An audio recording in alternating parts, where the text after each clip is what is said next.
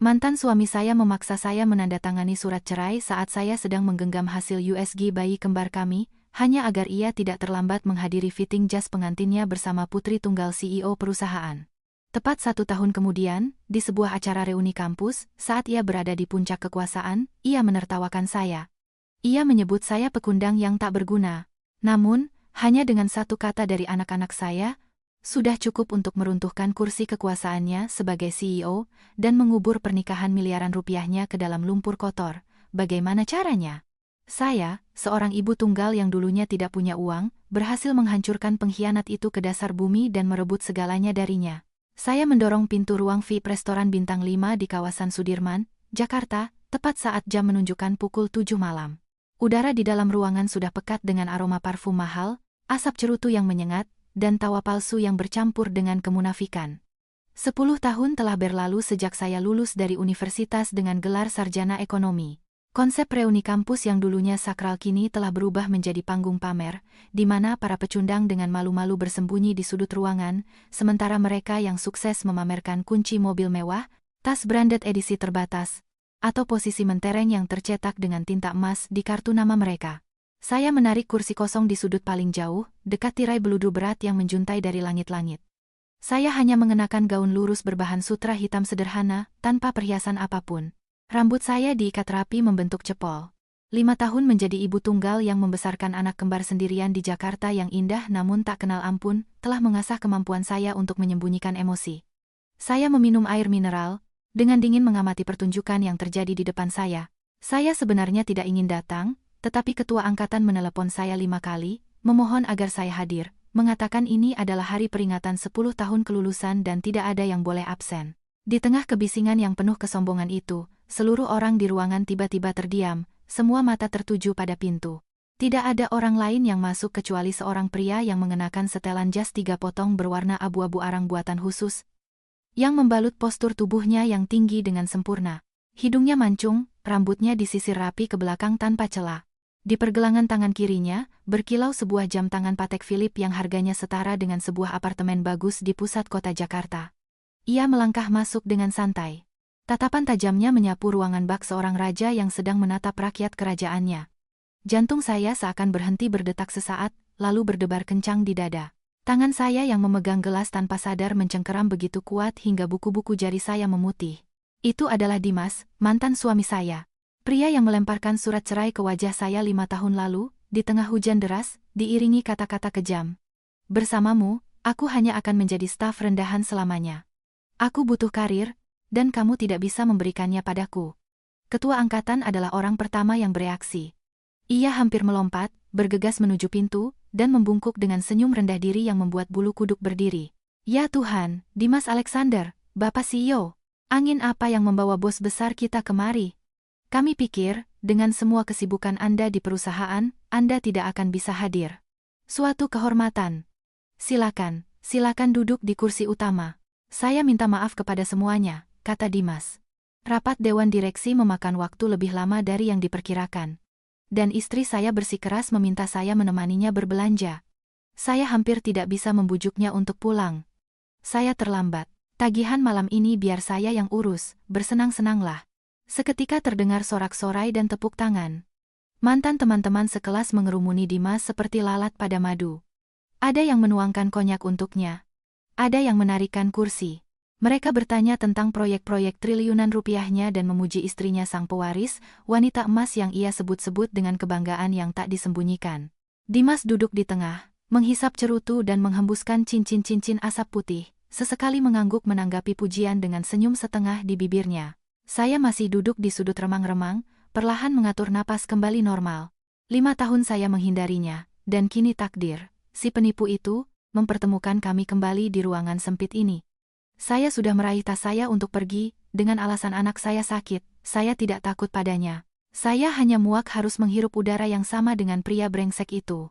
Namun, saat saya bergerak, tatapan Dimas tertuju ke sudut saya. Gerakannya memegang cerutu terhenti. Melalui kepulan asap, saya melihat matanya menyipit dan senyum sinis yang mematikan perlahan mengembang di bibirnya. Ia mematikan cerutunya dan mengetukkan jari yang dilingkari cincin kawin berlian ke meja kaca. Wah, lihat siapa yang duduk di sana. Kalau saya tidak salah, ini adalah primadona kampus kita dulu. Anissa, kenapa kamu bersembunyi di sudut? Sudah lama kita tidak bertemu. Saya hampir tidak mengenalimu. Semua pasang mata di ruangan itu langsung menoleh ke arah saya. Ruangan dipenuhi keheningan yang memuakkan. Tidak ada seorang pun dari universitas yang tahu bahwa saya dan Dimas pernah menikah dan bercerai. Kami menikah diam-diam segera setelah lulus, menggelar pernikahan sederhana di kampung halaman, dan belum sempat mengumumkannya kepada teman-teman saat pernikahan itu hancur. Di mata mereka, Dimas hanya menunjukkan perhatian pada seorang kenalan lama. Namun hanya kami berdua yang mengerti bahwa setiap kata-katanya adalah ribuan pisau tak kasat mata yang diarahkan ke saya. Saya mempertahankan ekspresi tanpa emosi, tidak berdiri maupun mundur. Saya menatap lurus ke matanya. Selamat malam, Bapak CEO. Anda sangat sibuk, tetapi ingatan Anda masih sangat tajam. Saya hanya tidak suka kebisingan. Saya duduk di sudut untuk mencari ketenangan. Ketenangan? Dimas tertawa terbahak-bahak. Tawanya bergema di ruang VIP, membawa penghinaan yang tak tahu malu. Ia mendorong kursinya, berdiri, dan perlahan berjalan ke arah saya. Dulu saat jadi mahasiswa, kamu sangat tinggi hati. Banyak pria mengejarmu, tetapi kamu bahkan tidak melirik mereka. Saya dengar tahun-tahun terakhir ini sangat berat bagimu. Kamu sendirian. Lalu bagaimana sekarang? Kecantikanmu belum sepenuhnya pudar. Dalam 5 tahun, kamu masih belum menemukan yang lebih baik? Atau standarmu yang terlalu tinggi? Kamu terlalu angkuh, makanya mereka semua pergi. Di belakang saya, terdengar tawa cekikikan dari para wanita yang dulu iri kepada saya. Ketua angkatan, melihat situasi yang memburuk, mencoba menengahi. Namun Dimas menghentikannya dengan lambaian tangan. Ia menatap saya dari atas, seperti seseorang di puncak kejayaan yang menatap seekor semut di lumpur. Ia ingin membuktikan kepada saya. Lihat, tanpa aku, kamu tetap menjadi pecundang miskin. Dan aku, setelah meninggalkanmu, aku mendapatkan dunia. Saya tersenyum dan perlahan berdiri. Sepatu hak tinggi hitam saya mengeluarkan suara tajam dan dingin di lantai. Tingginya hanya sejajar dengan dagunya, tetapi tatapan saya tidak menunduk. Saya menatap lurus ke dalam kepengecutan yang coba ia sembunyikan di balik merek-merek mahal. Lebih baik atau lebih buruk itu tergantung dari sudut pandang mana, Dimas. Ada orang yang suka makan kaviar dan minum sampanye, tetapi mereka harus berlutut dan menjilat sepatu orang lain. Saya lebih suka memasak sepiring bubur ayam sederhana dari hasil keringat dan darah saya sendiri. Setidaknya, saya bisa tidur nyenyak di malam hari tanpa wajah memerah karena malu. Jadi, saya percaya hidup saya saat ini sangat berharga. Jauh lebih berharga daripada mereka yang menjual hati nuraninya demi sebuah kursi jabatan. Kamu. Wajah Dimas langsung berubah, dari merah padam menjadi pucat pasi. Urat di pelipisnya berkedut. Kata-kata saya tepat mengenai titik terlemahnya, penghinaan terbesar yang ia tanggung, yakni rela menjadi menantu seorang oligarki yang tunduk pada istrinya. Ia menggertakkan gigi dan melangkah maju, menghalangi jalan saya. Lidahmu tajam sekali. Keras kepalamu yang bodoh itulah yang menghancurkan hidupmu. Mari kita lihat berapa lama kamu bisa bertahan di Jakarta dengan sikap seperti itu. Wanita tak tahu diuntung sepertimu pantas berada di dasar kelas sosial seumur hidup. Saya mengencangkan tali tas saya, bersiap membalas, ketika tiba-tiba pintu kayu jati ruang VIP kembali terbuka. Bunda, Bunda. Dua suara anak kecil yang jernih dan polos memecah atmosfer yang tebal dan penuh permusuhan. Semua orang di ruangan, termasuk Dimas, serentak menoleh ke pintu. Dua anak berdiri di sana. Seorang bocah laki-laki mengenakan kemeja kotak-kotak kecil, memegang erat tangan seorang bocah perempuan berpakaian gaun putri putih dengan pita merah cerah di rambutnya. Dua anak berkulit putih bersih, berpipi tembam, dan sangat menggemaskan. Wajah mereka sangat identik, bagai pinang di belah dua. Namun, yang membuat semua orang di ruangan merinding adalah wajah mereka. Mata hitam yang sedikit sipit, hidung mancung, bibir tipis. Mereka adalah replika persis dari Dimas. Sangat mirip, seolah-olah mereka adalah hasil fotokopi sempurna dari wajah sang CEO yang berdiri di tengah ruangan. Bima dan Ayu tidak takut dengan keramaian. Mereka melihat saya, melepaskan pegangan tangan, dan berlari kecil menuju sudut tempat saya berdiri. Ayu menghampiri saya, memeluk kaki saya, dan cemberut kesal. Bunda, Susrini lama banget di toilet. Kami capek nunggu di lobi, jadi kami tanya resepsionis di mana ruangan Bunda. Kami kangen Bunda. Bima lebih tenang. Ia berdiri di samping. Tangan kecilnya mencengkeram ujung gaun saya, dan mata jernihnya dengan hati-hati memindai ruangan, lalu berhenti pada pria jangkung yang berdiri di depan bundanya. Saya berjongkok, memeluk Ayu dengan satu tangan dan mengelus kepala Bima dengan tangan lainnya. Hidung saya terasa perih, tetapi saya menahan diri untuk tidak menangis. Saya sudah meminta pengasuh mereka menunggu di area bermain di lantai dasar. Saya tidak menyangka anak-anak keras kepala ini bisa menemukan jalan sendiri ke sini. Saat saya perlahan berdiri, saya menatap lurus ke arah Dimas. Ia mematung. Seluruh tubuhnya membeku seperti patung. Matanya terbelalak lebar. Dengan ketakutan, ia menatap anak-anak itu. Dadanya naik turun dengan kasar, napasnya tersengal. Tangannya yang memakai jam tangan miliaran rupiah itu gemetar hebat, sehingga ia harus mengepalkan tinjunya. Namun, hal itu tetap tidak bisa menyembunyikan ketakutannya. Anak-anak ini. Mereka. Suara Dimas serak, pecah seperti orang yang sedang dicekik. Ia mundur setengah langkah, menabrak kaki sofa, dan hampir terjatuh. Ruangan itu mendadak riuh, seperti sarang lebah yang diganggu. Orang-orang berbisik, menutup mulut karena terkejut. Kemiripan biologis ini adalah bukti nyata yang tidak bisa dibantah. Saya menarik Bima dan Ayu sedikit lebih dekat ke saya. Saya menegakkan punggung dan mengangkat kepala, menghadapinya. Kamu ingin melihatku hancur? Baiklah, aku akan memperkenalkan diri. Bapak CEO, ini adalah anak-anakku. Berapa? Berapa umur mereka? Tanya Dimas. Tetapi tatapannya terpaku pada Bima, bukan pada saya. Bibirnya gemetar menunggu jawaban. 5 tahun. 5 tahun. Ulang Dimas seperti orang gila. Pupil matanya tiba-tiba mengecil. Sebagai pengusaha kawakan, ia tentu bisa memecahkan soal matematika sederhana. 5 tahun lalu, di malam saat ia memaksa saya menandatangani surat cerai dan mengusir saya dari rumah, ditambah 9 bulan 10 hari masa kehamilan. Semuanya cocok hingga kehitungan detik. Tiba-tiba Dimas melangkah ke arah saya, mengulurkan tangannya seolah ingin menyentuh Ayu. Anissa, kenapa kamu dulu? Kenapa kamu tidak memberitahuku bahwa kamu hamil? Kenapa kamu menyembunyikannya dariku? Saya mundur, menepis tangannya di udara. Tatapan saya sedingin bongkahan es berusia ribuan tahun. Untuk apa? Untuk menghalangi karirmu. Jangan khawatir. Selama 5 tahun ini, aku sendiri yang mengandung mereka. Aku sendiri yang melahirkan mereka. Aku sendiri yang membesarkan mereka. Di akta kelahiran mereka, kolom nama ayah kosong. Sejak malam kamu pergi demi wanita lain, anak-anak ini tidak ada hubungannya denganmu. Tiba-tiba Bima mendongakkan wajah kecilnya. Mata gelapnya, yang ia warisi dari pria ini, memancarkan jarak yang dingin. Ia mengerutkan kening, menunjuk Dimas dengan jari kecilnya, dan dengan lantang berkata, Bunda, siapa laki-laki ini? Kenapa dia menatap Bunda seperti itu, dan dia mau pegang Ayu? Aku tidak suka dia, Om. Kata Om yang diucapkan oleh anak kandungnya sendiri menjadi pukulan mematikan bagi Dimas. Ia mundur 2 langkah. Wajahnya sepucat kain kafan. Mulutnya setengah terbuka, tak mampu mengucapkan sepatah kata pun untuk membela diri. Saya tersenyum lembut, mengelus kepala putra saya, dan dengan sengaja berbicara dengan suara lantang agar terdengar oleh semua orang di ruang VIP. Hanya orang asing, sayang.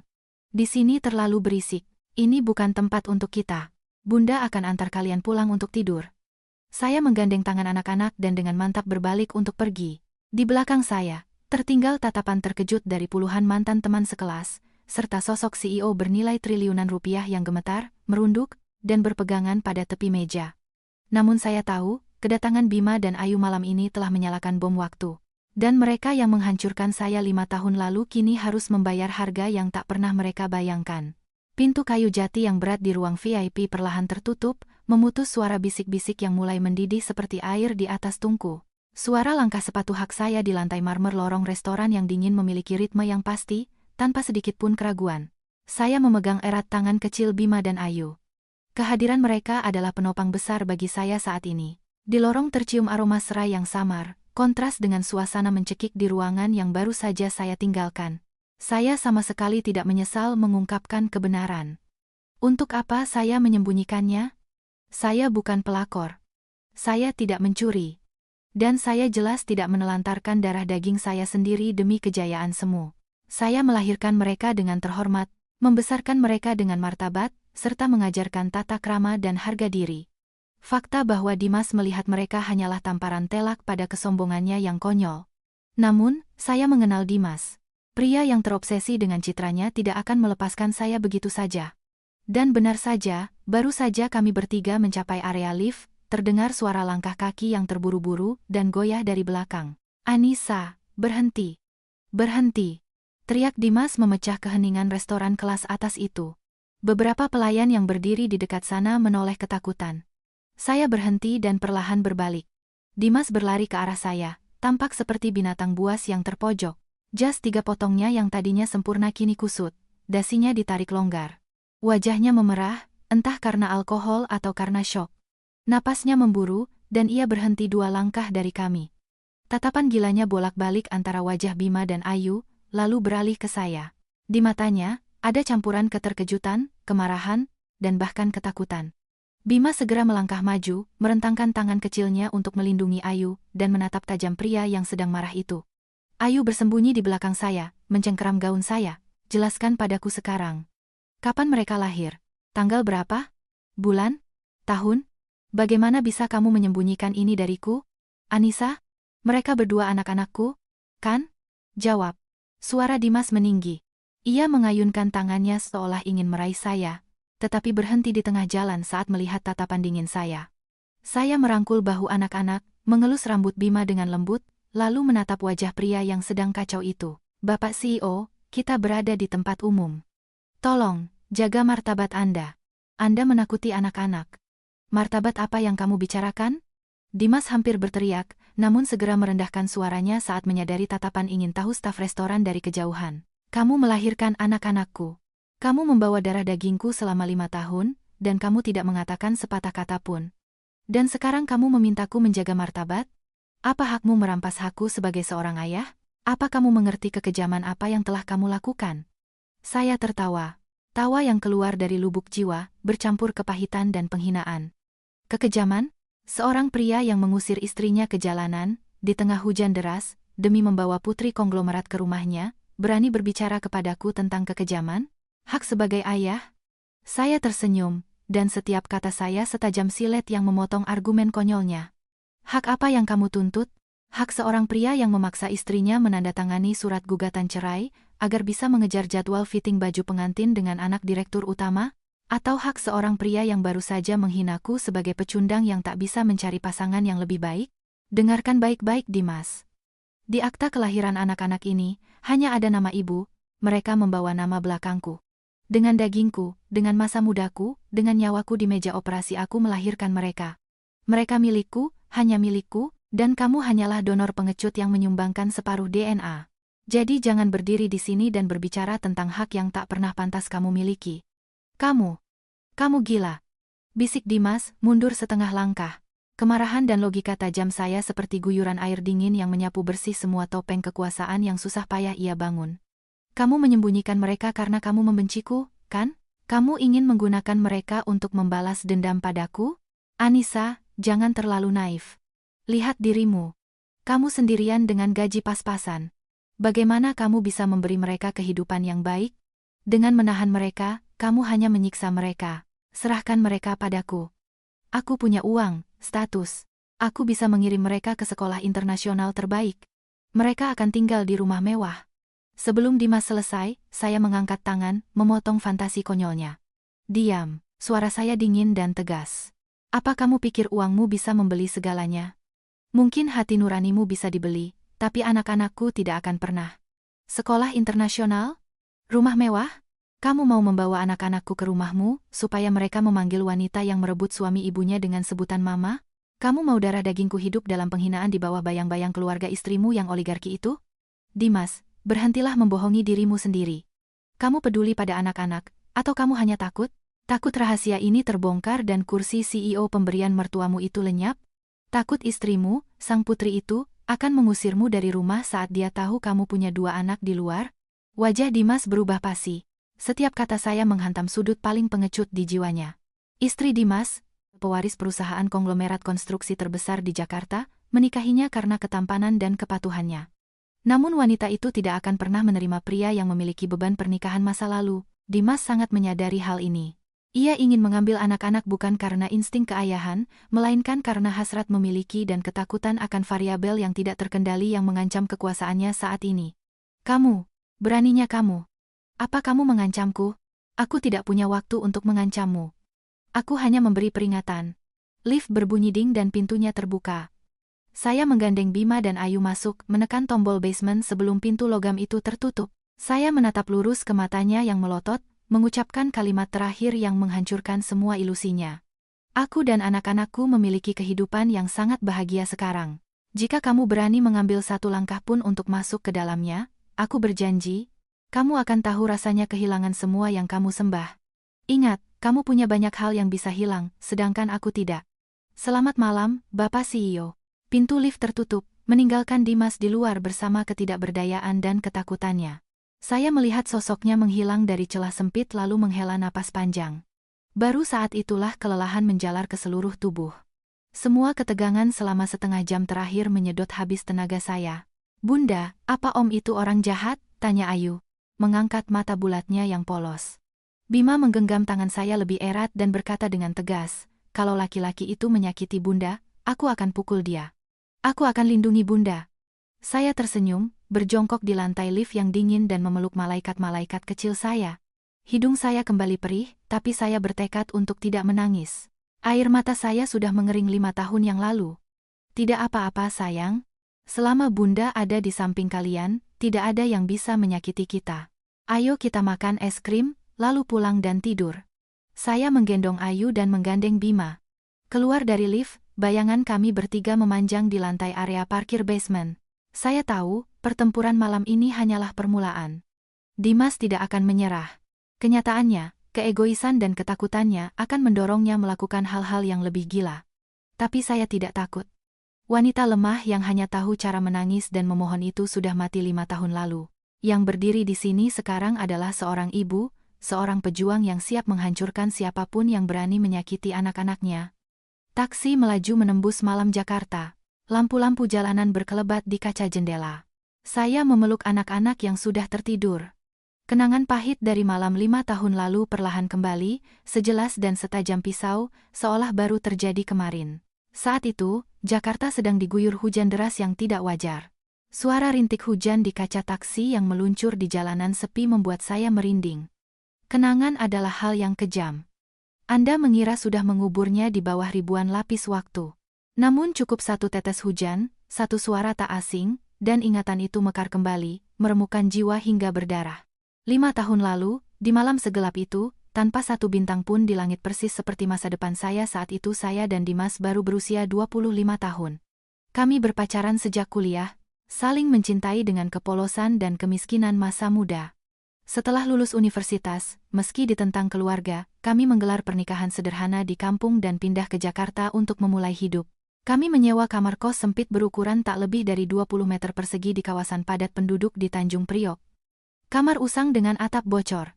Di musim kemarau, tempat itu panas seperti oven, dan di musim hujan, lantai di bawah tempat tidur tergenang air banjir. Namun dulu, itu bukanlah hal yang sulit bagi saya. Saya bekerja sebagai akuntan di sebuah perusahaan swasta kecil dan Dimas sebagai manajer penjualan di perusahaan bahan bangunan. Malam hari sepulang kerja, saya pergi ke pasar, membeli seikat sayur, sepotong daging, memasak makan malam hangat, dan menunggunya. Saya dengan bodohnya percaya bahwa selama kami bersama, suatu hari nanti kami akan mampu mencicil apartemen kecil, memiliki anak-anak yang patuh, dan membangun keluarga yang sesungguhnya. Tapi saya salah. Kemiskinan tidak menghancurkan cinta saya, melainkan menghancurkan sisa-sisa hati nurani dan harga diri Dimas. Sekitar 6 bulan sebelum perceraian, Dimas mulai berubah. Ia pergi pagi-pagi sekali dan pulang larut malam. Ia selalu bau alkohol mahal dan parfum wanita. Ia mulai mengeluh masakan saya hambar, kamar kami seperti lubang tikus, dan pakaian saya kuno. Saya bertahan, meyakinkan diri sendiri bahwa itu karena tekanan pekerjaan. Puncaknya adalah malam berhujan yang mematikan itu. Siang harinya, saya minta izin setengah hari dari kantor untuk pergi ke dokter kandungan. Dokter yang menatap monitor USG tersenyum dan berkata, "Selamat, ibu hamil anak kembar. Kedua embrionya sehat, detak jantungnya bagus." Sambil memegang hasil USG itu, saya menangis bahagia. Semua rasa sakit hati dan lelah selama berbulan-bulan seolah sirna. Saya bergegas pulang, membeli buket bunga kecil, memasak makanan kesukaan Dimas, menata meja, dan menunggu. Saya ingin memberinya kejutan. Saya percaya kedatangan dua malaikat ini akan mengembalikannya menjadi suami yang hangat dan penyayang seperti dulu. Pukul 10 malam. Pukul 11. Pukul 12. Di luar, hujan turun dengan deras, diselingi kilat. Suara gembok dibuka. Dimas masuk. Ia tidak melepaskan sepatunya yang basah dan berjalan lurus ke tengah ruangan. Ia tidak bau alkohol, justru ia dalam keadaan sadar yang menakutkan. Ia menatap makan malam yang sudah dingin, lalu menatap saya yang menyembunyikan hasil USG di balik punggung. Tanpa ekspresi apapun, ia melempar setumpuk dokumen ke atas meja kayu reot, tanda tangani. Saya terpaku. Dengan tangan masih memegang hasil USG, saya mendekat dan mengambil dokumen itu. 4 kata tercetak di sana. Surat gugatan cerai. Kepalaku berputar, telinga saya berdenging. Dimas, apa ini? Kamu bercanda? Kita baik-baik saja, kan? Siapa bilang kita baik-baik saja? Teriak Dimas, menarik dasinya dan melemparnya ke meja. Aku muak dengan hidup miskin ini. Aku muak dengan bau minyak goreng murahan di rambutmu. Aku muak dengan lubang beratap bocor ini. Aku muak harus menghitung setiap sen uang gaji hanya untuk bayar kos. Aku ini laki-laki. Aku punya ambisi. Aku butuh karir. Dan kamu. Lihat dirimu. Bagaimana kamu bisa membantuku selain menghidangkan tempe goreng? Saya berdiri kaku, seluruh tubuh gemetar. Kata-katanya seperti pisau yang menghujam jantung. Kamu punya wanita lain, kan? Suara saya tercekat di tenggorokan. Dimas tidak mengelak, ia mengangkat dagunya. Tatapannya penuh kekejaman dan kehausan akan kekuasaan. Ya, dia putri tunggal dari direktur utama di perusahaan tempatku bekerja. Dia mencintaiku. Dia bisa memberiku posisi direktur cabang dalam semalam. Dia bisa memberiku mobil mewah, rumah gedongan. Dia bisa memberiku hal-hal yang tidak akan pernah bisa kamu berikan bahkan jika kamu menjual nyawamu. Minggu depan, keluarganya akan pulang dari luar negeri untuk membicarakan pernikahan. Aku tidak bisa menunggu lagi. Mari kita akhiri semua ini. Saya menatap pria di hadapan saya. Sosok asing, kejam, dan pengkhianat. Ia dengan murah hati menjual 7 tahun hubungan kami demi kekayaan dan kejayaan. Tangan saya yang menyembunyikan foto USG gemetar. Sejenak, saya ingin berteriak padanya. Kita akan punya anak, tidakkah kamu takut berbuat dosa seperti ini? Namun saat saya menatap matanya yang dingin, saya tersadar. Jika saya memberitahunya tentang anak-anak ini, apa yang akan ia lakukan? Pria yang rela menghancurkan istrinya demi karir. Akankah ia membiarkan 2 anak ini menjadi batu sandungan, atau akankah ia memaksa saya menggugurkan kandungan? Atau lebih buruk lagi, akankah keluarga konglomerat itu merebut anak-anak saya dengan kekuatan uang dan membuang saya ke jalanan tanpa apapun? Tidak. Tidak akan pernah. Anak-anak saya sendiri yang akan melindungi mereka. Orang gila harta seperti dia tidak akan pernah pantas menjadi ayah mereka. Dimas merogoh saku jasnya, mengeluarkan sebuah kartu ATM dan melemparnya ke hadapan saya. Di dalam ada 1 miliar rupiah. Anggap saja sebagai kompensasi untuk masa mudamu. Ini cukup untuk mencari tempat tinggal baru dan hidup beberapa tahun. Ambil. Tanda tangani, kemasi barangmu, dan pergi. Malam ini juga. Jangan mempersulit keadaan. Saya menatap kartu ATM keemasan yang tergeletak di atas surat gugatan cerai. 1 miliar. 7 tahun masa muda, cinta, dan pengorbanan saya dibeli dengan harga murah sebesar 1 miliar rupiah. Saya tersenyum, sebuah senyuman yang membuat nyali Dimas menciut. Perlahan saya mengambil pulpen dari meja. Tangan saya tak lagi gemetar. Saya menarik napas dalam-dalam, mengumpulkan semua harga diri dan kemarahan di ujung pulpen, lalu membubuhkan tanda tangan saya di kolom istri. Saya melempar surat itu padanya, mengambil kartu ATM, dan melemparkannya tepat ke wajahnya. Kartu plastik itu membentur pipinya dan jatuh ke genangan air hujan di lantai. Ambil kembali uang kotormu dan belilah kejayaanmu dengannya. Masa mudaku tidak ternilai. Kamu tidak pantas membayarnya. Mulai detik ini, kita selesai. Kita tidak akan bertemu lagi sampai mati. Saya berbalik, mengambil koper kecil berisi beberapa potong baju kerja, memakai jas hujan kelelawar, dan melangkah keluar pintu. Hujan mengguyur wajah saya. Angin dingin menusuk tulang. Saya berjalan sendirian menembus malam, satu tangan memegang koper, tangan lainnya memeluk perut saya yang masih rata. Air mata bercampur dengan hujan, terasa asin dan pahit.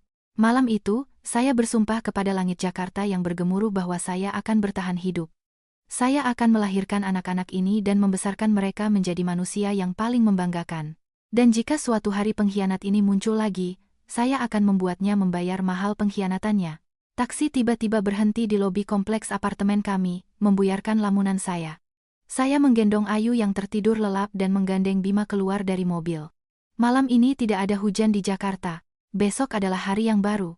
Dan saya tahu, mulai besok, badai yang sesungguhnya akan menerjang kehidupan saya. 3 hari berlalu sejak malam yang kacau di restoran bintang 5 itu. 3 hari sejak saya membuang kartu SIM lama ke tempat sampah dan memblokir semua kemungkinan kontak dengan mantan teman kampus. Saya tahu, dengan kekuasaan dan koneksi Dimas, melacak alamat atau TK anak-anak hanyalah masalah waktu. Tapi saya tidak bersembunyi. Seperti biasa, saya pergi bekerja, mengantar, dan menjemput anak-anak, bersiap menghadapi konfrontasi langsung yang tak terhindarkan. TK Matahari terletak di dalam sebuah gang yang tenang di area perumahan, di bawah rimbunnya pohon akasia tua. Sore itu, langit Jakarta tampak mendung. Angin menggesek dedaunan. Saya tiba dengan motor matic andalan saya di depan gerbang pukul 16.30. Saat saya berbelok ke gang, perhatian saya langsung tersita oleh sebuah Mercedes Maybach hitam mengilap yang memakan hampir separuh jalan. Kemunculan mobil super mewah di TK swasta biasa ini sontak menarik perhatian banyak orang tua dan warga sekitar.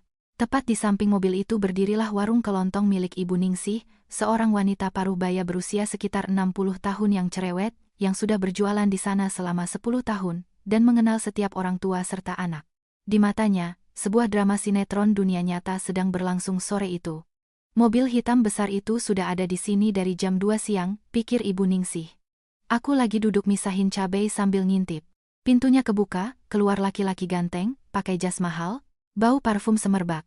Dia jalan mondar-mandir di depan gerbang, ngintip ke dalam TK. Pas anak-anak pada keluar, dia lari ke pagar. Matanya ngeliatin si kembar terus. Dia dadah-dadah ke Bima sama Ayu. Terus ngeluarin 2 kotak mainan besar dari mobilnya. Dia teriak, "Bima, Ayu, kesini sama papa." Anak-anak itu ketakutan, pucat pasi. Mereka nempel ke gurunya. Ibu guru Laras langsung megang mereka erat-erat dan gak mau buka gerbang. Laki-laki itu ngerut dahi, ngeluarin dompet, mau ngasih uang ke satpam biar dibolehin masuk. Baru aja aku mau ambil sapu lidi buat ngusir dia, si Anissa datang pakai motornya. Matanya waktu itu tajam banget kayak pisau. Aku yang tua ini aja sampai merinding lihatnya, memang seperti itulah kejadiannya. Sama seperti yang digambarkan Ibu Ningsih. Saat saya menstandarkan motor, darah saya mendidih. Dimas berdiri di sana, berpegangan pada jeruji pagar, mencoba membujuk anak-anak yang ketakutan bersembunyi di balik guru mereka dengan mainan mahal. Saya melangkah lebar menuju gerbang dan membanting helm ke kursi tunggu. "Dimas, adegan apa yang sedang kamu mainkan di sini?" Ia terkejut dan menoleh. Sempat terlihat kebingungan di wajahnya, tetapi ia segera mengembalikan tatapan angkuhnya. Ia membetulkan kacamatanya dan merapikan jasnya. "Aku cuma mau menjenguk anak-anak. 3 hari lalu, kamu ganti nomor dan pindah dari kantor lamamu.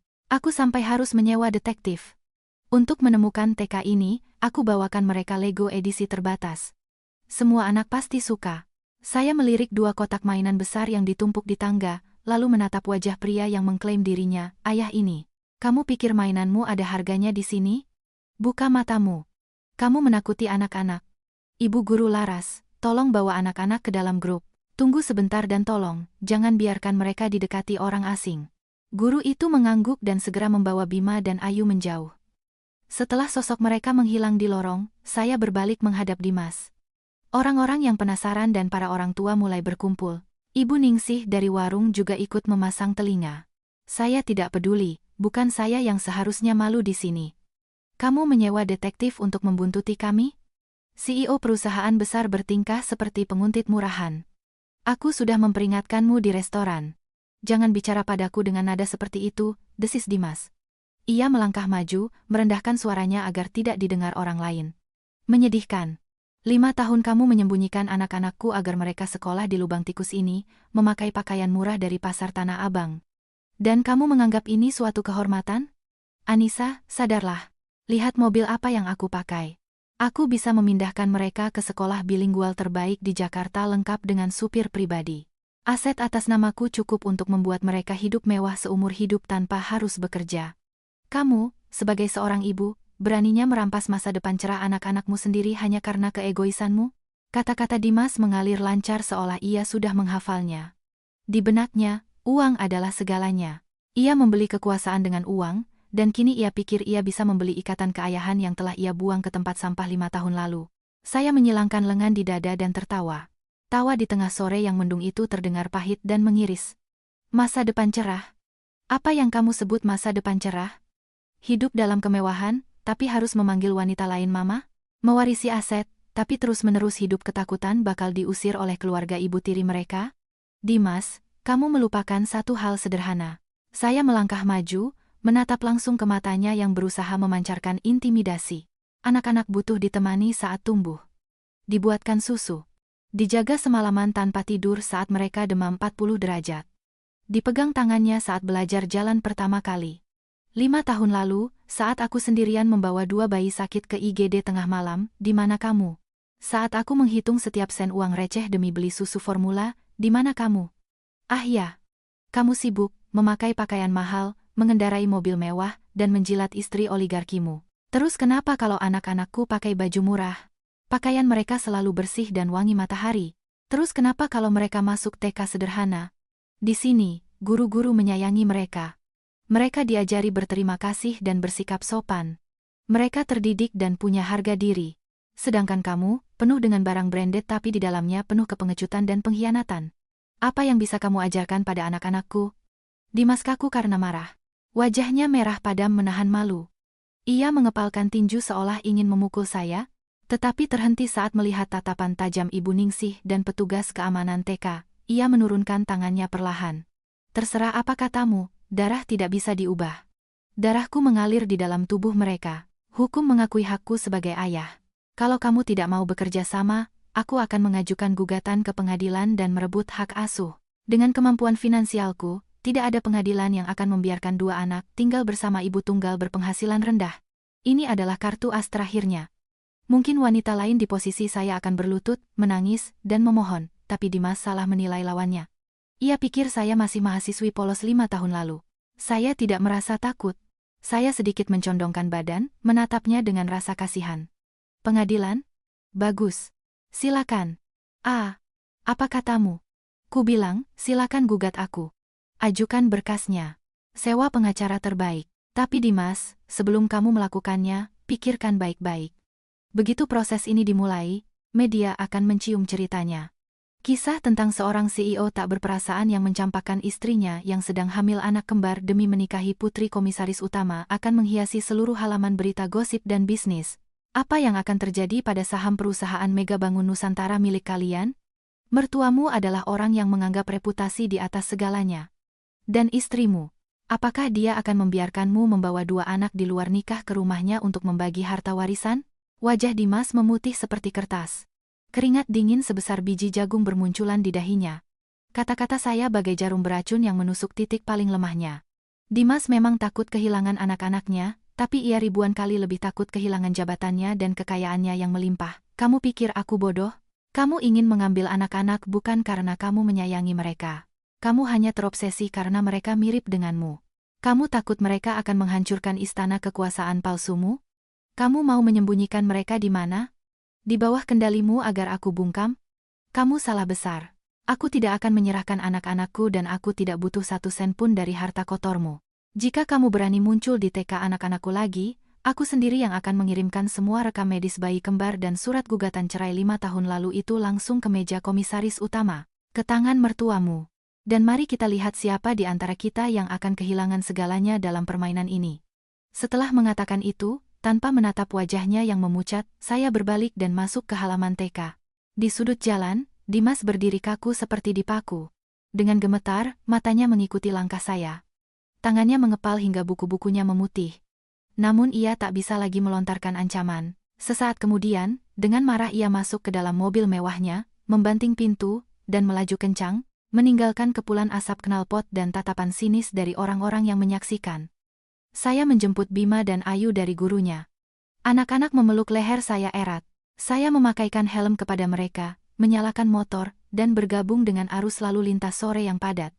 Angin menerpa rambut saya. Dada saya terasa sesak, tetapi di saat yang sama saya merasakan kebebasan yang luar biasa. Pertempuran pertama berhasil saya menangkan. Saya telah memotong jalan mundur Dimas. Namun saya tahu, badai yang sesungguhnya belum tiba. Malam hari di apartemen seluas 60 meter persegi kami terasa sangat tenang. Apartemen ini kecil, tapi saya meriasnya dengan nyaman. Penuh dengan cahaya dan tanaman hias, di sudut ruang tamu terdapat rak besar berisi buku-buku dongeng, dan di lantai ada karpet empuk tempat anak-anak biasa bermain. Segala sesuatu di rumah ini bernapas dalam kedamaian, sebuah atmosfer keamanan absolut yang saya ciptakan mati-matian selama 5 tahun untuk melindungi anak-anak dari kerasnya hidup. Namun malam ini, sebuah lubang kecil muncul dalam atmosfer tersebut. Setelah makan malam dengan salmon goreng dan sup rumput laut kesukaan mereka, Bima dan Ayu tidak langsung berlari menonton kartun seperti biasanya. Ayu, yang memeluk boneka beruangnya, mengikuti saya ke dapur dan berdiri di ambang pintu, memperhatikan saya mencuci piring. Sementara Bima duduk di kursi kecilnya yang mulai sempit baginya. Ia menopang dagu dengan tangannya dan menatap tajam tetesan air di gelasnya. Anak-anak jauh lebih peka daripada yang dipikirkan orang dewasa. Apalagi anak kembar yang tumbuh tanpa ayah. Mereka memiliki antena tak kasat mata yang bisa menangkap kecemasan ibunya. Insiden di restoran dan keributan di gerbang TK hari ini tidak mungkin hilang begitu saja dari pikiran anak berusia 5 tahun. Saya mengeringkan tangan, melepas celemek, lalu menghampiri mereka. Saya menggendong Ayu dan duduk di hadapan Bima. Saya tahu sudah waktunya untuk menjawab pertanyaan yang selama ini saya takuti. Harta karun Bunda, ada apa hari ini? Supnya kurang enak atau ada yang gangguin kalian di TK? Ayu menggesekkan wajahnya ke leher saya dan berbisik, Bunda, Om yang bawa mobil gede tadi. Siapa dia? Kenapa dia tahu nama kami? Dia beli mainan besar, tapi Ayu takut sama dia. Saya mengelus punggungnya. Hati saya terasa nyeri. Saya menatap Bima. Ia duduk tegak. Tatapan seriusnya, layaknya orang dewasa, tertuju pada saya. Bunda, tanya Bima, memecah keheningan dapur. Suaranya terasa seberat batu. Om itu bilang dia papa kami. Apa itu benar? Meski sudah menduga situasi ini, mendengar kata papa dari mulut anak saya sendiri membuat air mata menggenang di tenggorokan. Apa yang harus saya katakan? Haruskah saya bilang bahwa pria itu ayah kandung mereka yang membuang kami demi uang? Haruskah saya bilang ia pengkhianat, monster bertopeng kesuksesan? Jika saya menabur kebencian di jiwa bersih mereka, mereka akan tumbuh dengan hati yang terluka. Mereka akan menjadi anak yang tidak percaya diri, membawa kompleks anak-anak yang dibuang. Saya tidak mau anak-anak saya menjadi alat balas dendam. Kepolosan mereka tidak pantas dinodai oleh dosa orang dewasa. Tapi saya juga tidak boleh berbohong. Kebohongan akan menghancurkan kepercayaan mutlak yang mereka berikan kepada saya. Saya menarik napas panjang, tersenyum lembut, dan menggenggam tangan Bima. Bima, Ayu, dengarkan Bunda. Di dunia ini, setiap keluarga punya bentuknya sendiri. Ada keluarga yang punya nenek dan kakek, papa dan mama. Ada yang cuma punya papa. Dan keluarga kita adalah keluarga pahlawan super, di mana cuma ada Bunda dan kalian berdua. Anak-anak mengangguk. Inilah yang saya ajarkan sejak mereka mulai mengerti, agar mereka tidak merasa kurang saat melihat anak-anak lain dijemput oleh ayah mereka.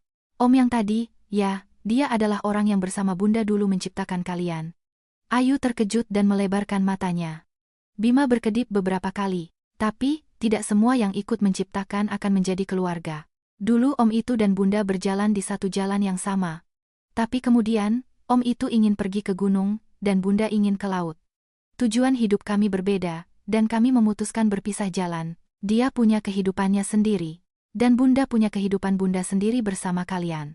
Kenapa dia datangin kita? Apa dia mau ambil kita, Bunda? Tanya Bima.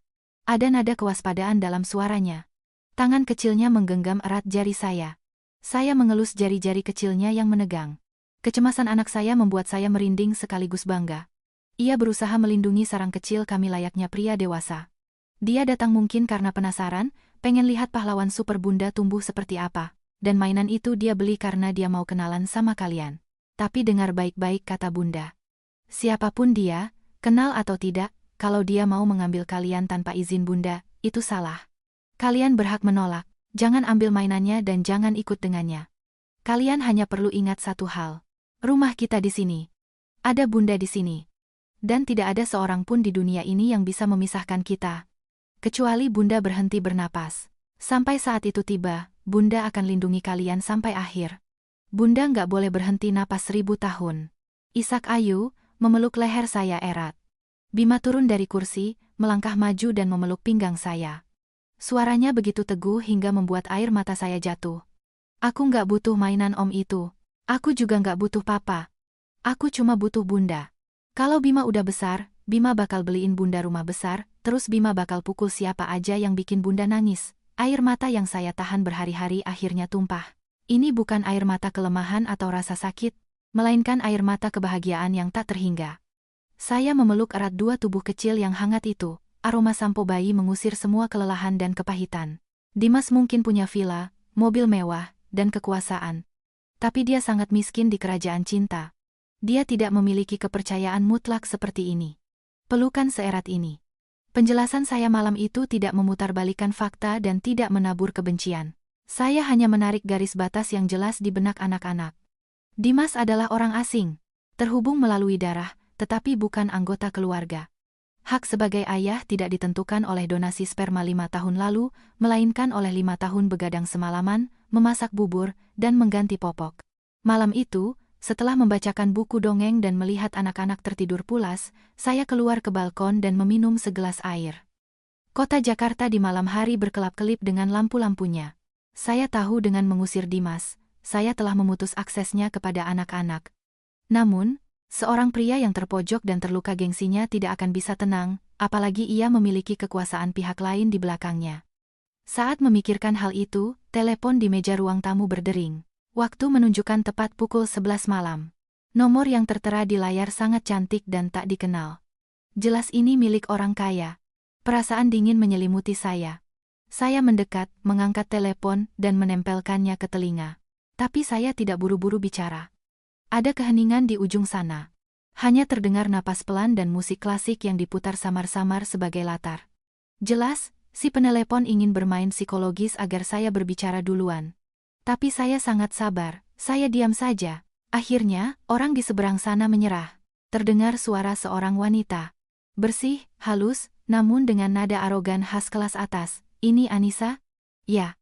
Dengan siapa? Terdengar tawa kecil yang meremehkan dari speaker. Saya perkenalkan diri secara singkat. Saya Maharani, istri sah, dan bisa dibilang bos dari karir Dimas. Kalau kamu tidak bodoh, kamu pasti bisa menebak kenapa saya menelepon selarut ini. Saya bersandar pada pintu kaca balkon, sudut bibir saya berkedut membentuk senyuman. Tentu saja, kejadian seperti ini tidak bisa dirahasiakan terlalu lama dari seorang wanita pecemburu dan dominan seperti Maharani. Pasti dia menyuruh orang untuk membuntuti Dimas, atau kepanikan Dimas beberapa hari terakhir ini telah membongkar segalanya.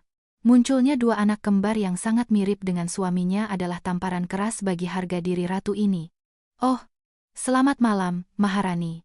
Larut sekali menelepon mantan istri suami Anda. Sepertinya urusan keluarga Anda tidak berjalan lancar. Ingin saya rekomendasikan pengacara perceraian yang bagus? Di ujung telepon, napas Maharani menjadi berat. Ketenangan dan sarkasme saya sama sekali tidak ia duga.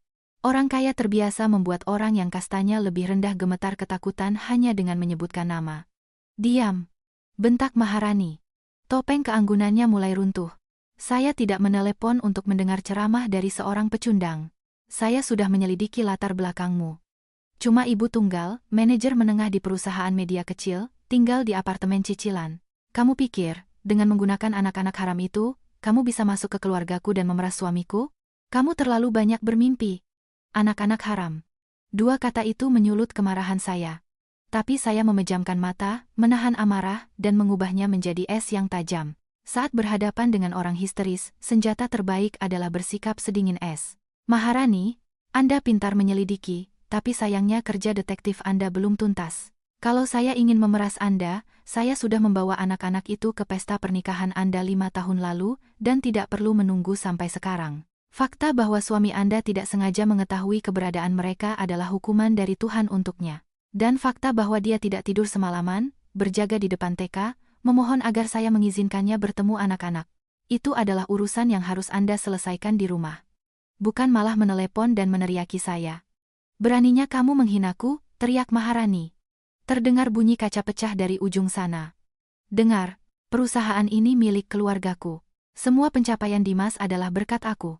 Aku bisa mengangkatnya, dan aku juga bisa menjatuhkannya. Dan kamu juga.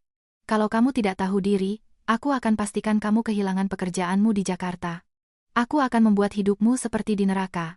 Lalu bagaimana Anda akan membuat saya kehilangan pekerjaan? Menyogok bos saya? Atau menyewa preman untuk bikin onar di rumah saya? Saya tertawa dengan tenang. Tawa yang acuh tak acuh. Maharani, Anda terbiasa hidup mewah dan menginjak-injak orang dengan uang Anda. Makanya Anda pikir semua orang takut kehilangan uang seperti Anda. Tapi Anda lupa satu fakta sederhana, Orang yang berjalan tanpa alas kaki tidak perlu takut pada orang yang memakai sepatu mahal. Saya memulai semuanya dari nol dalam kondisi terburuk. Saya bisa memulainya dari nol lagi tanpa kalian. Tapi suami Anda? Pengusaha terpandang dari kalangan elit menutupi fakta bahwa ia mencampakkan istrinya yang sedang hamil tua dan kini mengancam seorang ibu tunggal. Menurut Anda, apa yang akan terjadi pada saham perusahaan keluarga Anda kalau saya mengirimkan rekaman telepon malam ini ke media massa? Hening di ujung sana. Hanya terdengar napas Maharani yang tertahan. Ia tidak menyangka saya bisa saja merekam percakapan ini. Sebenarnya, saya tidak merekamnya. Saya hanya bermain psikologis.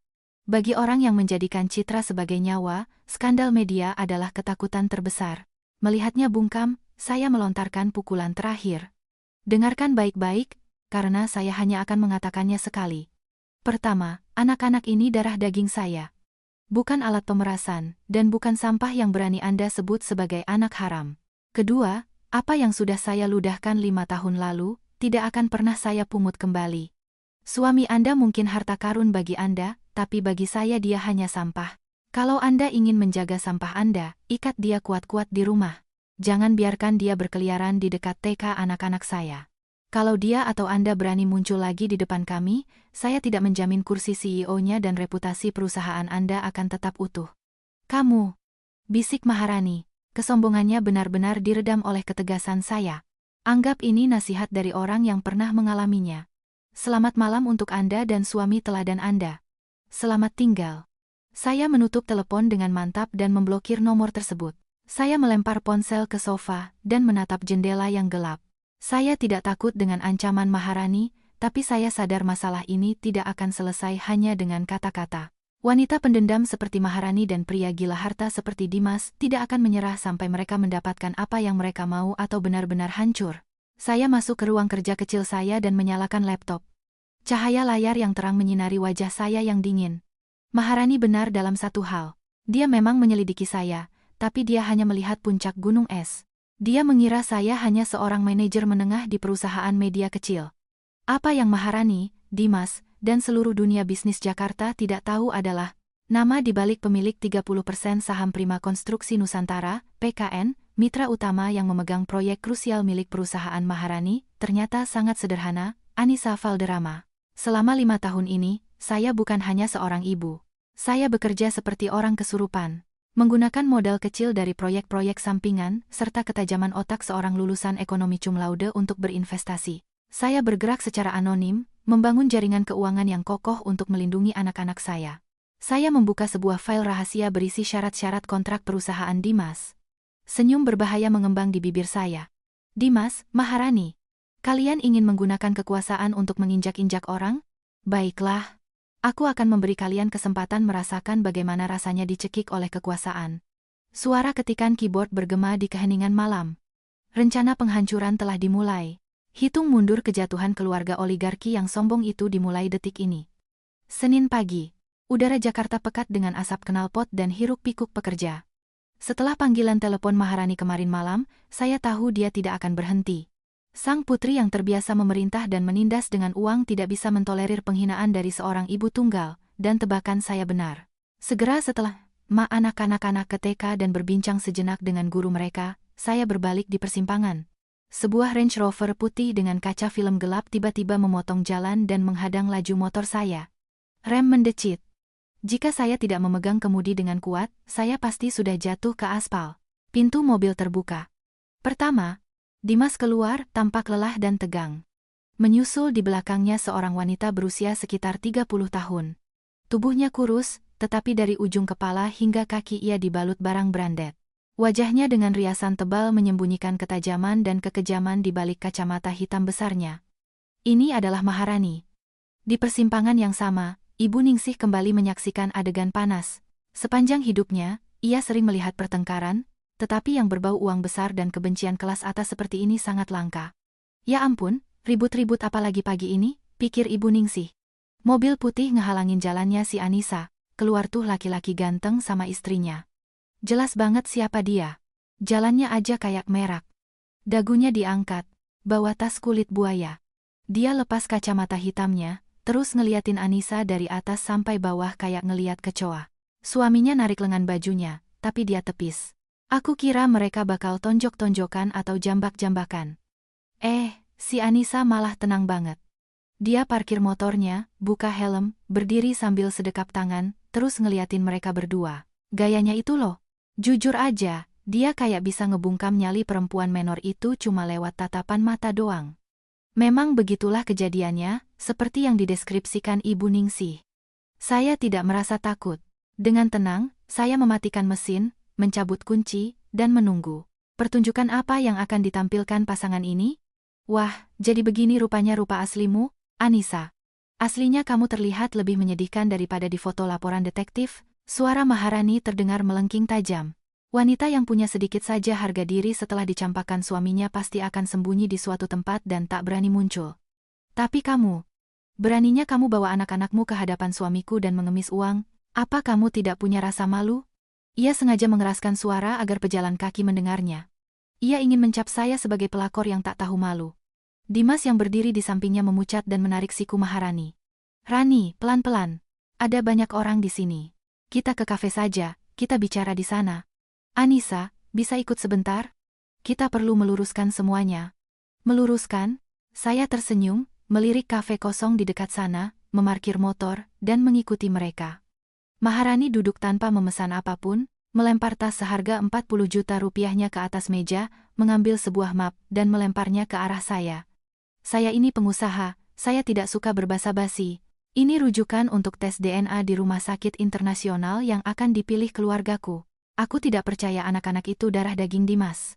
Tukang intrik sepertimu, setelah tahu kalau dia sekarang CEO, pasti memungut 2 anak jalanan, dan memodifikasi wajah mereka lewat operasi plastik agar mirip suamiku, lalu sekarang kamu datang memeras kami. Kalau kamu berani, bawa mereka besok ke klinik untuk dites. Saya melihat map itu, lalu menatap Dimas. Ia menunduk, tak berani menatap mata saya. Rupanya begitulah cara ia menjelaskan kepada istrinya. Ia tidak mengakui mencampakkan istrinya yang sedang hamil, melainkan menimpakan semua kesalahan pada saya. Menjadikan saya penipu agar reputasi palsunya terjaga. Saya tertawa. Tawa yang sangat dingin hingga membuat bulu kuduk merinding. Dimas, kamu tidak pernah berhenti membuatku kagum. 5 tahun lalu, aku pikir kamu hanya seorang karieris. Sekarang, kamu cuma pengecut yang bersembunyi di balik rok istrimu, tak berani mengakui darah dagingmu sendiri. Operasi plastik pada anak usia 5 tahun untuk memeras? Maharani, imajinasi Anda luar biasa. Anda terlalu banyak nonton sinetron azab, diam. Kamu mau ikut tes atau tidak? Kalau tidak, itu artinya kamu bersalah. Aku akan panggil polisi dan melaporkanmu atas penipuan dan pemerasan. Teriak Maharani, marah. Saya mengambil dokumen rujukan itu perlahan. Saya tahu wanita pencuriga dan dominan sepertinya tidak akan percaya pada apapun sampai melihat dokumen berstempel. Dan jujur saja, saya juga membutuhkan dokumen ini. Bukan untuk memeras, melainkan sebagai senjata utama untuk menghentikan semua intrik mereka. Saya mengangkat mata saya. Baik, saya setuju tes DNA. Kamu setuju? Dimas terkejut. Ada kilatan aneh antara kegembiraan atau ketakutan di matanya. Maharani dengan angkuh melipat lengannya, merasa sudah menyudutkan saya. Ya, saya setuju. Tapi saya punya satu syarat. Syarat? Berapa banyak yang kamu mau untuk tipuan ini? 1 miliar? Keluargaku punya banyak uang. Tapi memberikannya pada orang sepertimu hanya akan mengotori tanganku. Saya mengangkat jari telunjuk dan menggoyangkannya di depan wajahnya. Saya tidak butuh 1 sen pun dari uang kotor Anda.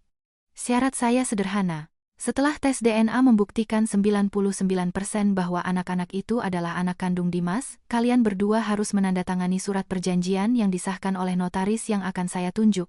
Surat itu akan menyatakan bahwa Dimas secara sukarela melepaskan semua hak asuhnya sebagai ayah.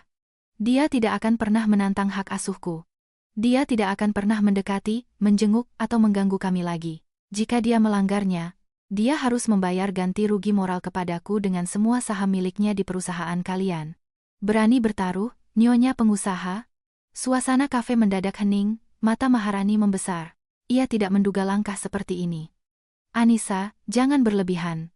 Mereka darah dagingku, bagaimana mungkin aku menandatangani penyerahan anak-anakku sendiri? Teriak Dimas. Namun Maharani segera menoleh padanya dengan tatapan murka. Ia benci pada ancaman warisan. Jika anak-anak itu benar keturunan Dimas, ia ingin menyingkirkan mereka secepatnya agar tidak ada yang mengincar kekayaannya. Aku setuju, kata Maharani tegas. Kalau tes membuktikan mereka anaknya, aku sendiri yang akan membawa perjanjian itu padamu untuk ditandatangani Dimas. Aku akan sangat senang kalau kamu lenyap bersama anak-anak haram itu dari pandanganku. Tapi kalau terbukti kamu penipu, bersiaplah membusuk di penjara. Besok jam 9 pagi di Rumah Sakit Internasional Pondok Indah. Istri saya akan menunggu, kata Dimas pelan. Setelah mengatakan itu, Maharani meraih tasnya, mengangguk pada Dimas, dan melangkah keluar. Dimas ragu-ragu sejenak, namun akhirnya mengikuti istrinya yang dominan itu. Mengamati mereka pergi, perlahan saya menyeruput kopi hitam tanpa gula. Pahit, namun ada aftertaste yang anehnya manis. Taruhan sudah dibuat. Maharani pikir ia memegang kendali, padahal dia tidak tahu bahwa tes DNA ini akan menjadi detonator yang akan meledakkan seluruh kerajaan bisnisnya.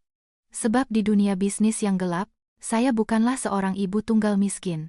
Sayalah yang memegang kendali takdir mereka. 5 tahun lalu, saat saya meninggalkan kamar sewaan dengan membawa koper, saya hanya punya sisa gaji di kantong. Kemiskinan, penghinaan, dan pengkhianatan memberi saya pelajaran berdarah. Pria bisa berkhianat, cinta bisa berkhianat. Tapi uang yang dihasilkan dari keringat sendiri tidak akan pernah. Selama masa kehamilan, saya bekerja seperti kuda. Saya menjadi akuntan lepas untuk 5 atau 6 perusahaan sekaligus, mengetik di keyboard siang dan malam dengan perut besar. Berkat otak dan ijazah cum laude saya mendapatkan kepercayaan dari beberapa direktur paling ketat. Setelah melahirkan Bima dan Ayu, saya tidak berhenti. Satu tangan mengayun buayan, tangan lainnya menganalisis pasar. Saya mulai berinvestasi, dan keberuntungan tersenyum pada saya. Saya tidak membeli barang branded atau mobil. Seluruh uang saya, melalui sahabat lama saya bernama Andra, seorang pengacara sekaligus perencana keuangan kelas 1, saya tanamkan untuk mendirikan perusahaan Prima Konstruksi Nusantara, PKN, pemasok material konstruksi elit. Saya tetap berada di balik layar sebagai pemegang saham mayoritas, 40%, dan Andra bertindak sebagai direktur utama. Bagi semua orang, saya hanyalah manajer kantoran biasa. Topeng ini memberi kami kehidupan yang tenang. Namun, ironisnya, Mega Bangun Nusantara, MBN, konglomerat tempat Dimas menjadi CEO saat ini sedang mengerjakan mega proyek resor elit, dan pemasok eksklusif marmer yang menjadi fondasi seluruh proyek itu adalah PKN. Untuk menandatangani kontrak ini, Dimas telah mempertaruhkan reputasi dan jabatannya. Jika PKN memutus pasokan, proyek itu akan runtuh. Penalti bisa mencapai ratusan miliar, dan Dimas akan langsung ditendang. Malam sebelum tes DNA, saya mengunci pintu ruang kerja dan menelepon Andra. Andra, apa kabar? Bagaimana suplai ke Mega Bangun Nusantara? Selamat malam, Ibu Komisaris, jawabnya dengan nada hangat. Pengiriman marmer pertama sudah ada di pelabuhan, mereka sangat terburu-buru minta dikirim. Tumben Anda tertarik, Anissa? Suara saya menjadi dingin. Jangan kirim barangnya. Tahan kargo di pelabuhan. Anissa, kamu bercanda? Kontraknya sudah ditandatangani. Kita akan dituntut karena wan prestasi. Aku tidak bercanda. Aktifkan klausul 15 dalam kontrak. Force majeure. Karena ada perubahan drastis di pasar, kita berhak menunda suplai selama 5 hari. Dan sebarkan berita bahwa kita akan menjual kargo ini ke pesaing mereka dengan harga 20% lebih mahal. Anissa, kamu mau menghancurkan mereka? Proyek ini adalah segalanya bagi mereka, terutama buat direktur mereka, si Dimas. Mertuanya saja sudah sangat menekannya akhir-akhir ini. Memang itu yang aku inginkan, Andra. Aku ingin dia merasakan bagaimana seluruh hal yang dia sembah runtuh di depan matanya. Lakukan apa yang aku perintahkan. Aku akan tanggung semua kerugian dari dividenku. Paham? Aku tidak tahu apa yang dilakukan Dimas padamu. Tapi berurusan dengan ibu berhati dingin dari 2 anak, itu adalah nasib buruk buatnya. Saya menutup telepon. Saya tidak pernah menjadi pendendam. Jika Dimas hidup tenang dengan jalannya, saya akan membiarkan masa lalu berlalu. Tapi dia dan istrinya berani melukai anak-anak saya. Saya mengambil surat gugatan cerai 5 tahun lalu dari Laci. Dimas, kamu menghargai masa mudaku dan penghinaanku dengan 1 miliar rupiah. Besok, aku akan tunjukkan padamu berapa harga dari sebuah pengkhianatan dan penelantaran darah dagingmu sendiri. Harganya ribuan kali lipat lebih tinggi. Saya memasukkan kertas itu ke dalam tas. Pertempuran terakhir akan segera dimulai. Pukul 9 pagi. Ruang VIP Departemen Genetika Rumah Sakit Internasional Pondok Indah. Udara penuh dengan listrik ketegangan. Saya duduk tenang di sofa sambil membaca email. Di depan saya, Maharani gelisah mengetukkan hak sepatunya ke lantai. Dimas berdiri bersandar di dinding, tak berani menatap saya. Matanya terpaku pada pintu laboratorium. 3 hari lalu, saya membawa anak-anak ke sini untuk mengambil sampel. Dimas juga memberikan darahnya di bawah pengawasan ketat Maharani. Pintu terbuka. Kepala departemen keluar membawa amplop bersegel. Maharani bergegas ke arahnya dan merebut amplop itu. Dimas melangkah maju. Biar aku yang lihat. Maharani terengah-engah. Tangannya gemetar saat membuka segel. Ia menarik kertas hasil tes, dan matanya langsung tertuju pada kesimpulan. Saya tidak perlu melihatnya. Cukup melihat bagaimana wajah Maharani berubah. Memutih seperti kapur. Matanya membelalak ngeri. Bibirnya bergetar. Rani. Ada apa? Apa hasilnya? Dimas mendekat, mencoba mengambil dokumen itu. Plak. Tamparan keras bergema di ruangan. Maharani menampar wajah Dimas dengan sekuat tenaga. Pembohong. Kamu berbohong padaku. Katamu pernikahanmu cuma sebentar dan tidak punya anak. Terus apa ini, 99% kecocokan genetik? Kamu membuang 2 anak di luar sana supaya ibunya sekarang datang memeras keluargaku? Maharani menjerit seperti orang gila, melemparkan kertas hasil tes itu tepat ke wajah Dimas. Dimas berdiri kaku. Hancur dalam penghinaan. Saya perlahan berdiri, memungut hasil tes dari lantai dan memasukkannya ke dalam tas. Rani, Anda menampar orang yang salah. Dia tidak berbohong padamu soal tidak punya anak. Dia memang sekejam itu. Dia mencampakkanku saat aku sedang hamil demi mengejar jadwal pernikahannya denganmu. Anda pikir Anda mendapat harta karun? Kenyataannya Anda cuma memungut parasit tak berprinsip, dan sekarang semuanya sudah jelas. Saya mengambil dokumen perjanjian yang telah dilegalisasi dari tas saya. Mari kita selesaikan kesepakatan kita. Tanda tangani ini. Maharani menarik napas dalam-dalam, menatap dokumen itu, lalu menatap Dimas. Tanda tangani sekarang. Lepaskan anak-anak haram itu. Kalau kamu tidak mau, aku akan telepon papa dan menendangmu dari posisimu. Anissa, jangan paksaku. Dimas memohon, nyalinya hancur. Itu darah dagingku. Saya mendekatinya. Menatap wajahnya dalam-dalam. Saat kamu mengusirku di tengah hujan, apa kamu memikirkan darahmu? Saat kamu menuduhku penipu demi menjaga reputasimu, apa kamu memikirkan darah dagingmu? Berhenti main drama. Tanda tangani. Maharani menjejalkan pulpen ke tangan suaminya. Di bawah tekanan istrinya, dengan tangan gemetar, Dimas membubuhkan tanda tangannya yang berantakan. Saya mengambil dokumen itu. Sekarang pergi kalian. Teriak Maharani. Dan jangan pernah muncul di hadapanku lagi. Ia merogoh tasnya, menulis sebuah cek, dan melemparnya ke arah saya. Ini 1 miliar. Ini bayaran untuk tutup mulutmu. Saya melihat cek itu, lalu tertawa. Saya menginjaknya dengan ujung sepatu hak tinggi saya hingga sobek. Uangmu terlalu kotor, simpan saja. Belilah obat penenang. Sebentar lagi Anda akan sangat membutuhkannya. Setelah mengatakan itu, saya pergi. Saat keluar dari rumah sakit, ponsel saya bergetar. Pesan dari Andra. Pemberitahuan resmi penghentian suplai sudah dikirim ke Mega Bangun Nusantara. Mereka panik luar biasa.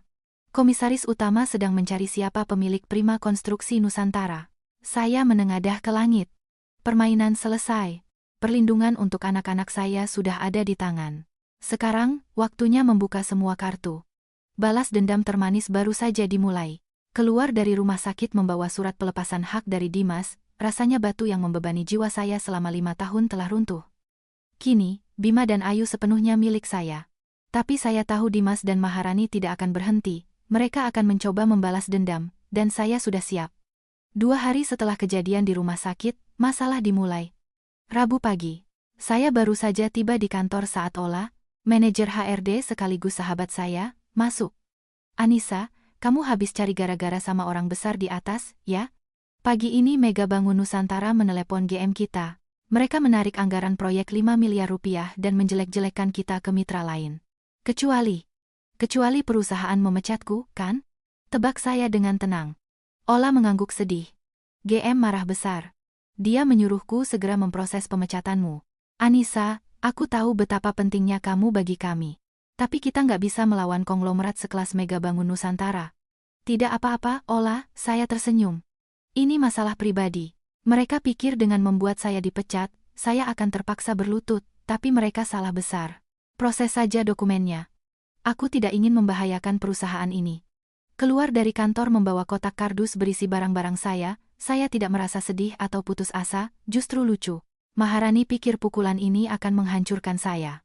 Ia tidak tahu bahwa pekerjaan ini hanyalah kedok. Saat saya masuk ke dalam taksi, ponsel berdering. Maharani. Wah, Anissa. Sudah terima surat pemecatannya, kan? Suaranya dipenuhi kemenangan. Sudah kubilang, di Jakarta ini, melawan keluargaku sama saja dengan menggali kuburanmu sendiri. Ibu tunggal yang nganggur. Kamu tidak akan punya uang untuk bayar sewa apartemen dan TK anak-anak. Mau kuberikan beberapa rupiah untuk beli roti? Rani, Anda punya terlalu banyak waktu luang? Suara saya terdengar dingin. Suami Anda sedang kacau di hadapan dewan direksi gara-gara suplai marmer yang terputus, tapi Anda malah mengkhawatirkan pekerjaanku. Lebih baik Anda pikirkan kursinya. Pegang erat-erat kursi suami Anda itu, karena besok, Anda harus berlutut dan meminta maaf kepada orang rendahan ini. Saya langsung menutup telepon. Taksi berhenti di depan pusat bisnis paling prestisius di SCBD.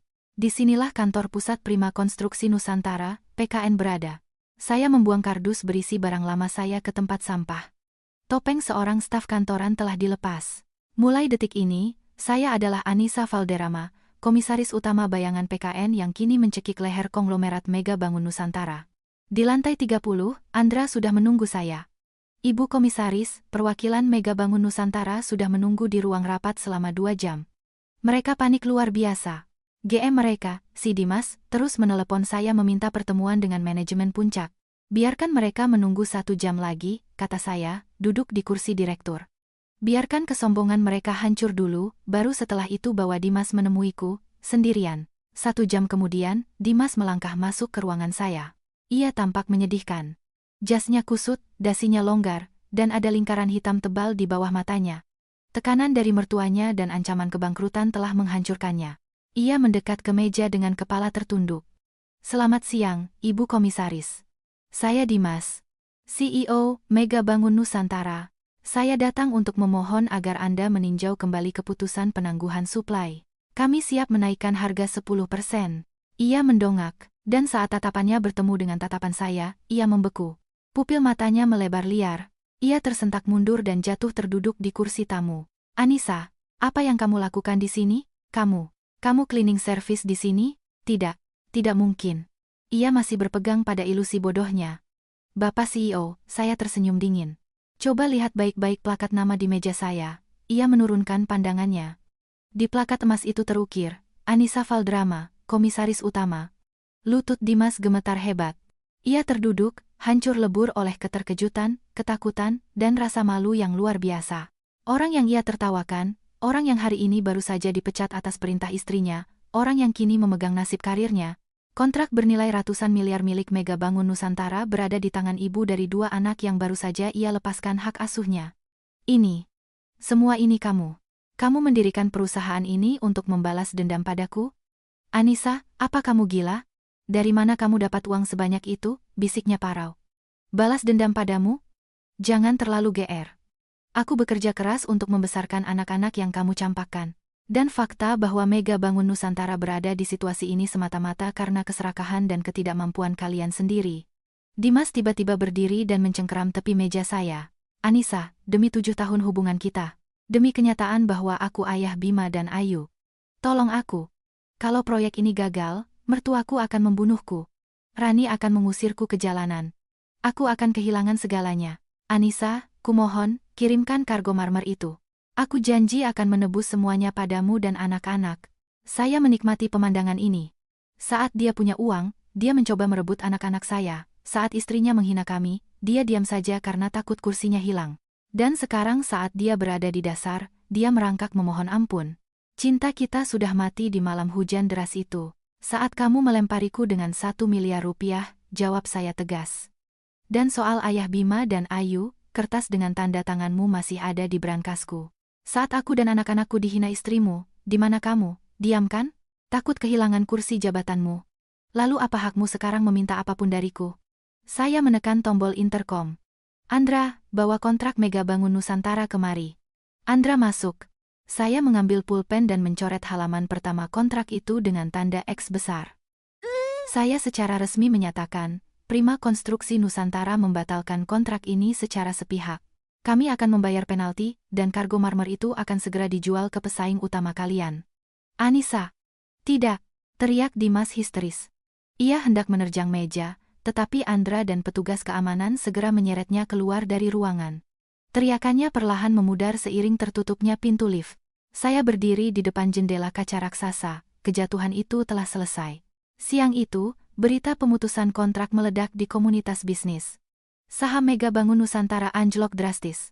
Dimas langsung dipecat pada hari itu juga. Sang mertua memulai investigasi skema keuangan Dimas untuk menjadikannya kambing hitam kebangkrutan proyek tersebut. Malam harinya, saat saya sedang bermain balok dengan anak-anak, ponsel saya berdering. Maharani. Tapi kali ini suaranya berbeda. Anissa. Kamu menipuku. Kamu komisaris utama PKN? Kenapa kamu tidak bilang? Ia menangis di telepon. Saya tidak menipu Anda. Anda sendirilah yang karena kesombongan tidak mau mencari tahu dengan siapa Anda berhadapan. Tadi pagi, Anda ingin saya berlutut. Dan sekarang, keluarga Anda hancur karena kebodohan Anda dan pengkhianatan suami Anda sendiri. Kumohon, Anissa. Aku buta. Berapa banyak yang kamu mau? Aku akan bayar semuanya. Selamatkan Mega Bangun Nusantara. Papaku kena serangan jantung. Dan si brengsek Dimas itu, aku sudah mengusirnya. Aku sudah mengurus gugatan cerainya.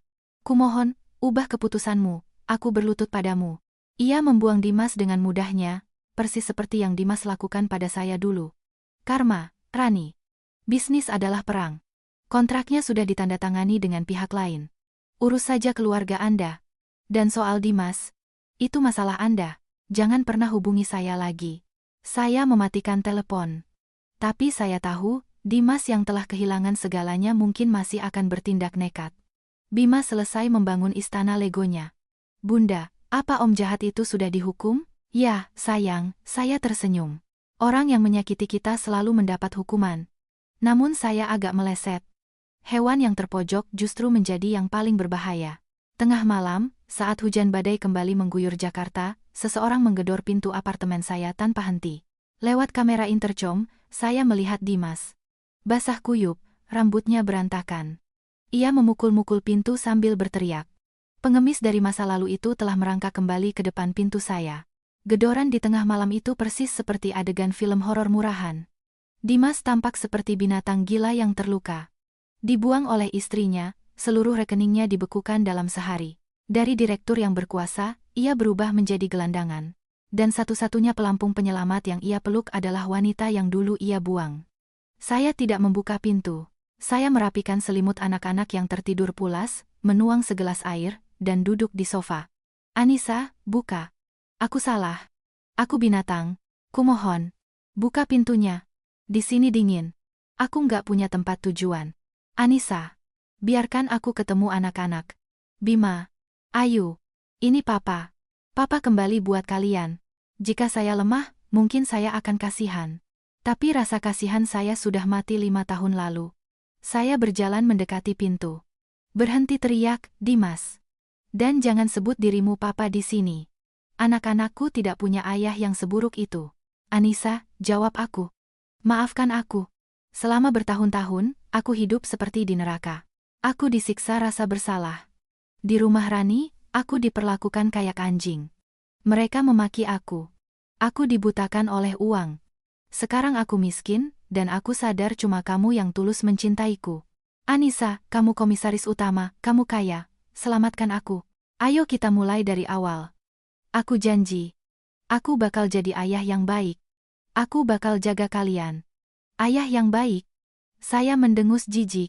Ayah yang baik adalah orang yang baru ingat anak-anaknya saat ia ditendang ke jalanan. Saat kamu jadi direktur, kamu mau merampas anak-anakku. Saat istrimu memaki kami, kamu diam karena takut kehilangan kursimu.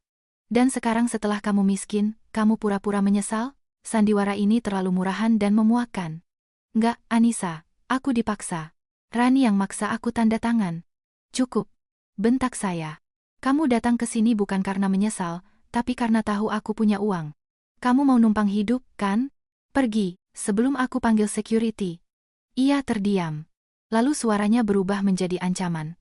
Anissa, jangan pojokkan aku. Kamu pikir kamu bisa hidup tenang? Secara hukum, aku tetap ayah kandung mereka. Aku akan pergi ke KPAI, ke media sosial. Aku akan bilang ke semua orang betapa kejamnya dirimu memisahkan anak dari ayahnya. Mari kita lihat apa kamu bisa mempertahankan posisimu kalau satu negara membencimu. Saya tersenyum dan memutar rekaman percakapan telepon kami barusan di ponsel saya, lalu menempelkannya di dekat pintu. Bagus. Aku punya rekaman di mana kamu menangis, mengakui kamu jadi anjing istrimu dan mengemis untuk numpang hidup. Silakan buat postingan viralmu, dan aku akan merilis rekaman ini, surat pernyataan penyerahan hak asuhmu, dan hasil USG 5 tahun lalu. Mari kita lihat siapa yang akan dihujat satu negara. Ibu tunggal yang kuat? Atau pengkhianat yang menjual darah dagingnya demi harta? Mau perang? Aku layani sampai titik darah penghabisan. Di balik pintu, keheningan mencekam. Saya hanya mendengar napasnya yang pelan.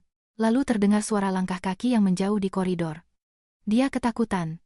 Dia akhirnya sadar, dia tidak punya senjata apa-apa lagi. Keesokan paginya, saat saya membuka pintu, ada genangan air hujan kecil di atas keset. Dimas telah pergi. Ini benar-benar akhir dari segalanya. 3 bulan kemudian, kehidupan kembali normal.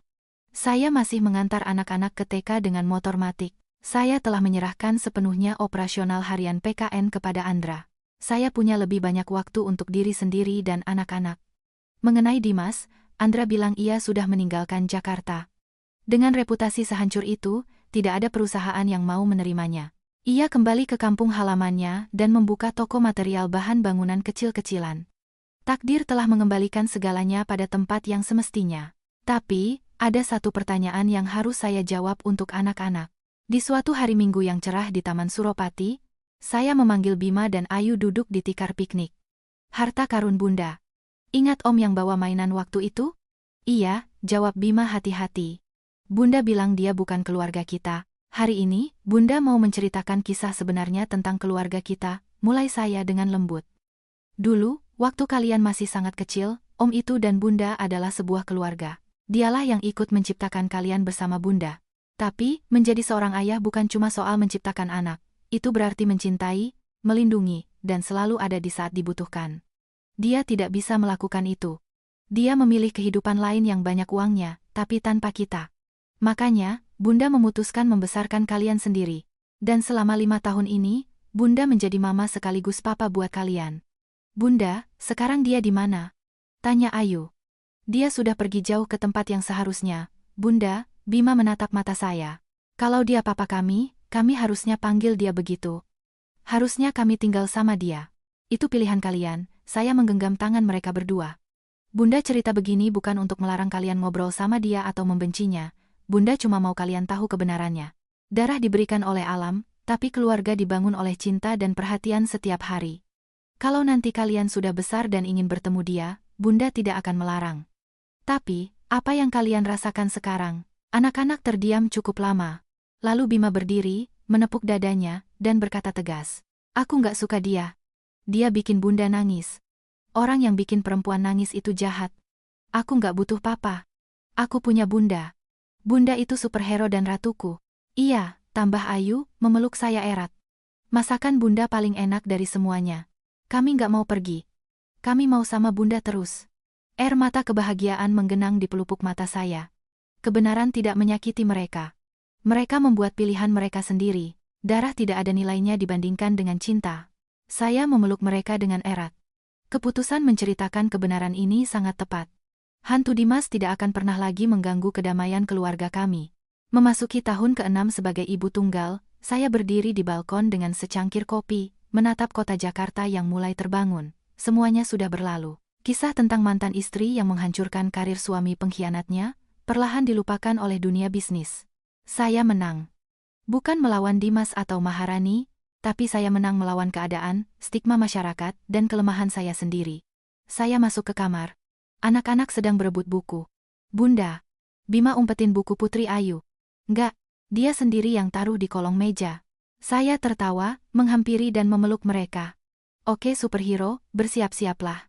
Hari ini kita makan pizza, terus kita ke kebun binatang Ragunan lihat jerapah. Yeay, teriak mereka dengan mata berbinar-binar kegirangan. Melihat mereka tertawa sambil berebut memakai sepatu, saya merasakan kedamaian yang tak terhingga. Orang bilang, balas dendam terbaik adalah hidup dengan baik. Tapi saya paham, bentuk tertinggi dari balas dendam adalah pengampunan.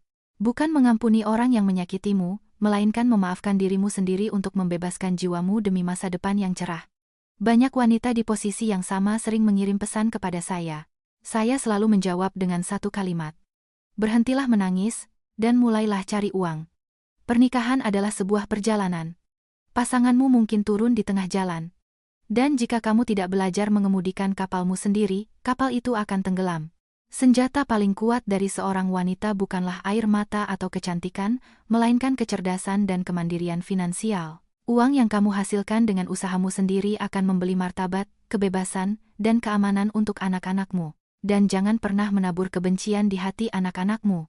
Beritahu mereka kebenarannya, dan biarkan mereka sendiri yang memilih cahaya. Jika kamu sedang berada di titik terendah, jika kamu dikhianati, menangislah hari ini. Tapi besok, usap air matamu, pakai lipstikmu, dan keluarlah untuk mencari uang. Hiduplah dengan sangat terang, sehingga mereka yang membelakangimu akan buta oleh kilaumu. Meskipun langit runtuh hari ini, matahari tetap akan terbit besok pagi. Dan di rumah ini, di bawah perlindungan saya, hanya akan ada tawa, cinta, dan kesuksesan yang bersemayam selamanya.